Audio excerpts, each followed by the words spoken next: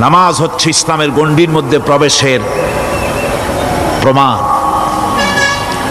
কোরআনে কারীম বলছে ফাইন তাবু ওয়া আকামুস সালাতা ওয়া আতাউজ যাকাতা ফাইখওয়ানুকুম ফিদ্দীন।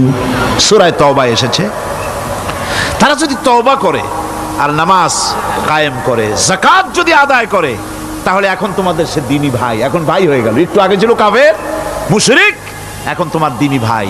দ্বীনের গণ্ডির মধ্যে প্রবেশ করা, কলেমা পড়ার সাথে সাথেই নামাজ। নামাজ হচ্ছে দ্বীনের প্রধান গেট, দ্বীনের প্রধান তোরণ। দ্বীনের মধ্যে প্রবেশ করার জন্য এই গেট দিয়ে প্রবেশ করতে হবে। সুতরাং এই নামাজের এতই গুরুত্ব দেওয়া হয়েছে। ইসলাম যদি ক্ষমতায় আসে, আল্লাহ যেন এনে দেন, জোরে কোন আমিন। ইসলাম যদি